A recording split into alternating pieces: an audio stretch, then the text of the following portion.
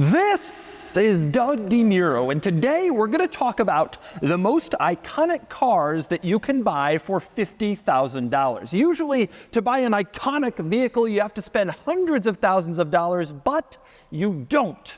And today's video is proof. $50,000 icons. Let's go. Today's video is sponsored by Cars and Bids, which is my online car auction website for modern enthusiast cars. So far, Cars and Bids has sold almost $500 million worth of cars. All sorts of special and cool stuff like this, and this, and this, and this. If you're looking to sell your enthusiast car, reach a vast audience at carsandbids.com. Okay, the 6 most iconic cars you can buy for 50 grand. Yes, it is true. You can buy truly iconic automobiles at that price point. You don't have to spend crazy money to get an icon, as I will show you. I have highlighted 6 vehicles we've actually sold on Cars and Bids for around 50 grand or less, proving that it can be done. And we will begin with the least expensive icon on this list, the E39 BMW M5. This is one of the great sports sedans of all time, and frankly, one of the great BMW models of all time. In fact, I kind of consider it to be sort of the quintessential high-performance BMW. Now, this is a pretty cool one because 50 grand will buy you a very, very special E39 M5. You can get one for $15,000 to $25,000 in okay condition. But if your budget had $50,000 in it, you could buy an M5 like this one. We sold this one. It is a post-facelift model. It is a one-owner car in an unusual color. And of course, like all the E39 M5s, 6-speed manual transmission and that glorious naturally aspirated S62 V8. The thing about this car is it just checks all the BMW boxes. It's analog, it's attractive, it's got an NA-V8, it's got a manual transmission.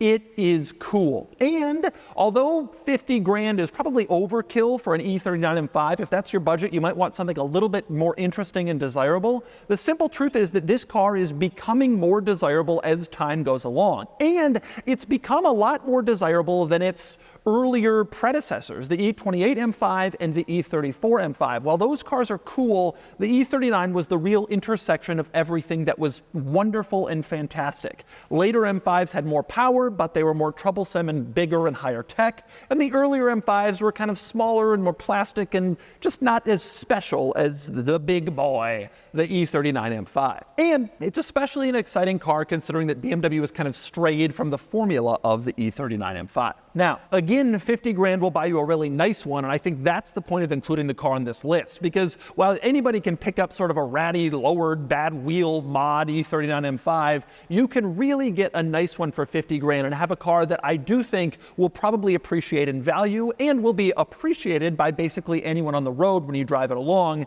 It is a truly special car and, in my opinion, a true icon, especially if you're a BMW fan. Switching gears completely, a little automotive metaphor for you.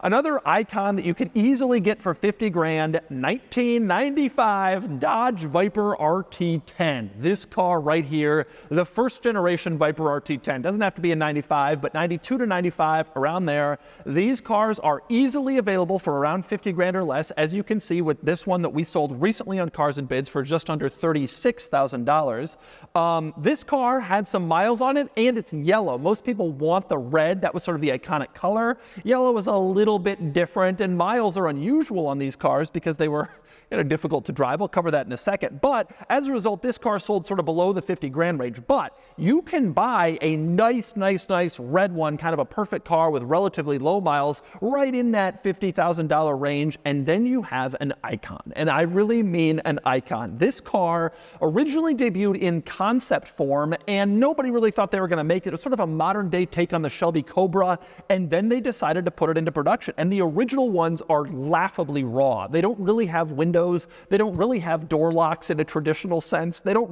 really have a roof that works all that well. The whole car was absolutely stupid and absurd, and that's what made it cool. It was basically an exotic, crazy-looking body bolted to a V10 with a manual transmission, and it was awesome. Now, I owned a second-gen Viper, 97 Viper GTS, which I absolutely loved. Those have gone past the $50,000 mark now, and those are also iconic cars, the blue white stripes Viper. But it's worth pointing out that the second-gen Viper, which came out in 96, 97, that era, it softened the experience a bit. You had windows that rolled up and down. You didn't have side pipes that would burn your legs when you got out of the car. It was a very cool car still, and in some ways it was a better car. In many ways it was a better car, but it wasn't quite the original iconic ridiculousness that the very first Viper was when it first came out in those first years. And I gotta say, the original Viper still remains a deal. A lot of people, myself included, have questioned why this car has never really risen heavily in value, and I'm still surprised that it hasn't. But I think a lot of the problem rests in its kind of difficulty to use, to own, to operate. They're reliable cars and they're cheap to own, but no roof, no windows, that kind of gets to a person after a while. And I think the inconvenience factor has never seen them shoot up in value. But it is certainly an icon. It is a famous car that a lot of people had posters of growing up, car models of. I know I did. It is a very, very special car, and the fact that you can get one for 50 grand is pretty cool. Okay, next up, let's go Japanese. An absolute icon, undoubtedly an iconic car that you can buy for 50 grand, the FD Mazda RX-7. You can see it right here. This one we sold over the summer on Cars and Bids for around $38,000. And this car was a pretty nice one, a two-owner car, but it had 156,000 miles and some modifications. If you find a even more pristine car, lower miles, fewer modifications, you can probably find one right jumping up on the $50,000 mark. And frankly, I think that's a bargain considering how special this car is. For one thing, the design, the style, the look of this car, this is one of the most beautiful cars ever made. Traditionally, when you're talking about Asian cars, you kind of have to put a qualifier in front of the most beautiful Japanese cars, the most beautiful Korean cars. Usually the Japanese focus more on, quality of engineering, reliability, than they do on sort of style and panache, like the Italians are the exact opposite, right? But the RX-7 was one of the few Japanese cars that permeates the level of overall some of the most beautiful cars ever made. It is a swoopy design, it is a very 90s design, but just like the Countach is very 80s in its kind of wedge-shaped square look, I think the RX-7 will someday become one of the poster cars for that sort of 90s kind of curvy look, and I think it did it better than basically any one of its rivals, or basically any other 90s curvy car. It's a really beautiful, really special design. But beyond the design, this car is also special for two other big reasons. One is obviously the powertrain, the rotary engine, which I think has been a factor in keeping this car relatively affordable. Rotary engines are not particularly easy to own or work on. They actually can be if you know what you're doing, but because so many mechanics don't specialize in rotary power, you kind of have to really get it in order to work on it and make it run properly. But the cool thing about the engine is not only is it special, but it's just fantastic. It's a wonderful, smooth, amazing powertrain when it's working properly and when you're behind the wheel, and that is a very special experience. And I think a lot of people are concerned about the reliability, and perhaps justifiably, but when it's running, and when it's running well, it is a masterpiece.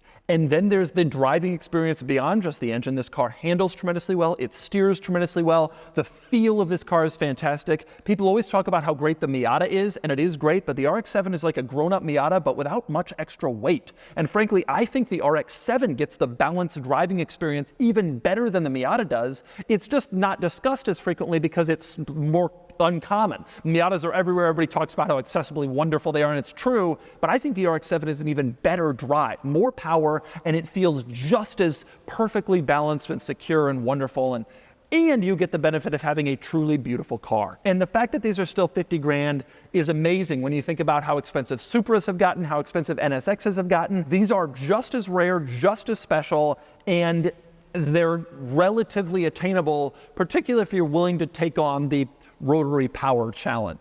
Okay, next up, here's one you might be surprised to see me talking about.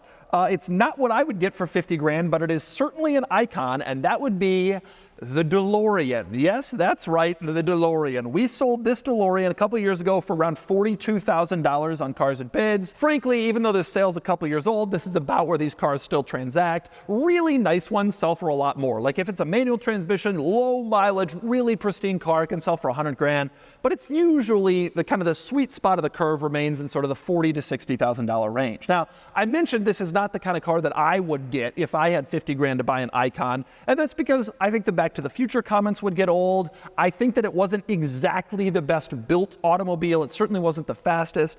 However, you cannot deny that the DeLorean is certainly an icon. This is a car you can take anywhere. Everyone will know what it is. It has a crazy look. When I see one on the street, even though I'm not a huge DeLorean fan, I do a head turn and look at it. It's certainly a cool and special thing to see. You got gull wing doors, you got the stainless steel body, and obviously the movie roll, although I think that would be an annoyance about ownership because people would constantly be discussing it, bringing it up at every gas station. It is kind of a thing that made this car so special and iconic and sort of put it on the map. And so DeLoreans have started to go up in value. There was a time that teens, maybe 20 grand, was not out of the question for a decent DeLorean.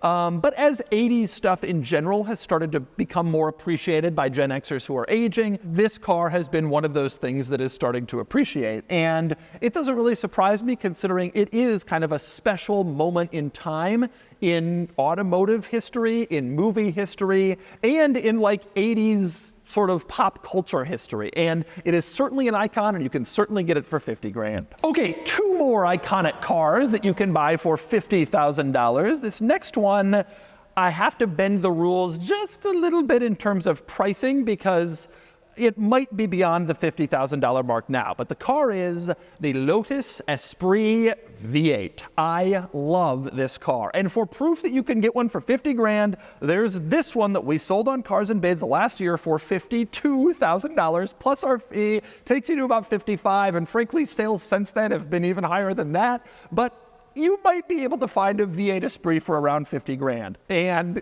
if you can, it is damn cool. This car does not get the love that it deserves. I think in part because it's a Lotus as opposed to a Lamborghini or a Ferrari or a Porsche, these brands that have sort of more of an exotic global appeal. Lotus is definitely more of a like car geeky kind of situation. But this particular Lotus followed the formula of the true exotics, the Carrera GTs, the Countachs, in that it had a big old mid-mounted engine and a manual transmission. Now, when the Esprit came out, that was not the situation. It was a turbo four-cylinder. It was kind of a more lightweight, little focused car, but Lotus eventually decided to just go hog wild, just throw a big old V8 in it, and the result was this, to me, this is one of the most exotic European mid-engine, low-slung, wide-body supercars you can buy for the money. Like, a Countach is $500,000 now. All these cars, F430s, $250,000 for a nice stick F430. Here's 50 grand, gets you into a mid-engine V8, looks just as exotic Lotus Esprit.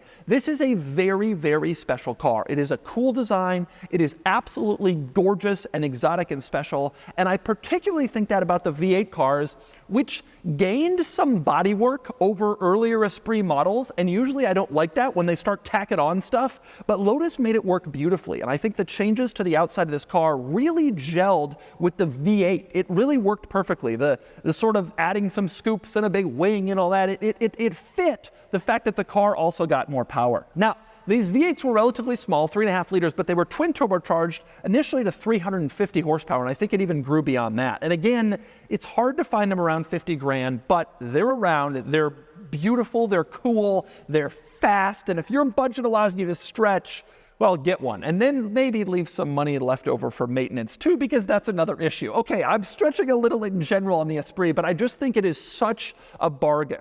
Now, I will say the market has started to wake up to this car. I've noticed selling these on Cars and Bids, when we first started to sell Esprits, when we first launched, 50 grand was pretty common to get a V8 Esprit. And then we actually sold two really, really, really nice ones in January of 22. The first one sold for $67,000. The next one sold for $75,000 and was sort of like a recent high watermark for Esprits. And since then, they've all kind of been trickling up. In May of that same year, we then sold one for $77,000. Then I reviewed one that sold for over 70. Like, they started to really kind of come up. And so 50 grand does not buy you as much Esprit as it used to, which is a shame. But But even at 60, I think this car is a total bargain. It is just so exotic. And when you compare it to other mid-engine, low, flat, fast exotic cars, it just hasn't had the appreciation because it's a Lotus and because people are worried about its reliability. If you can get past the brand and if you can get past the reliability, you have one of the coolest looking cars this side of a $500,000 Ferrari or Lamborghini. And finally, our last tremendously exciting, iconic car that you can get for 50 grand, the R33 Nissan Skyline GTR. You can see this one here we sold earlier this year for exactly $50,000. And this was actually a pretty nice one. It was a V-spec model. It was mostly stock. You can get kind of rougher ones, certainly for less money than that. Now, I will say that the very most desirable R33 GTRs are more expensive, but I would say the sweet spot of R33 GTR sales right now is in the $45,000 to $60,000 range, maybe 40 to 60, leaving a pretty good chunk of cars if your budget is 50 grand. With that said, I don't think this lasts forever. R34 GTRs are big money. And I can't imagine that R33s sit at 50 while R34s sometimes trade for $200,000.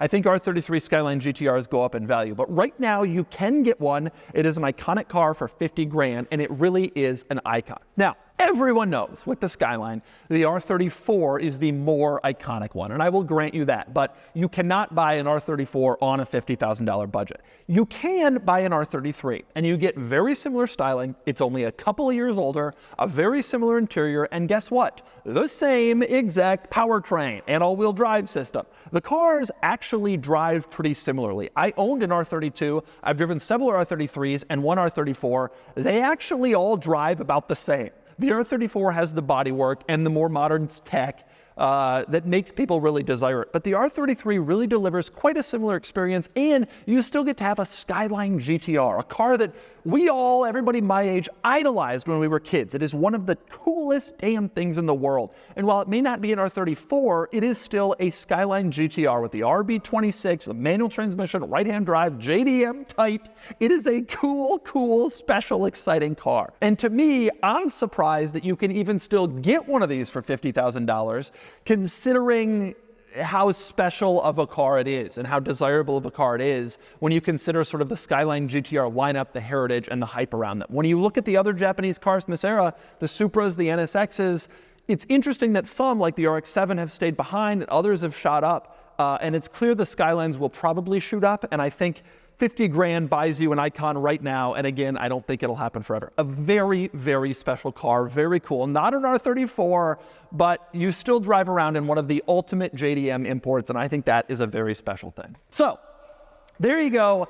Iconic cars. A lot of people really do think you got to spend crazy money to get an icon, a car that everybody recognizes as one of the greats, but I really don't think you do. And 50 grand will buy you some icons, and these are 5.5. The Esprit is maybe a little too expensive, but these are 5.5-ish exotic, true, special, iconic cars that you can buy at that price point, proving that you don't need a crazy budget to roll into Cars and Coffee in an icon.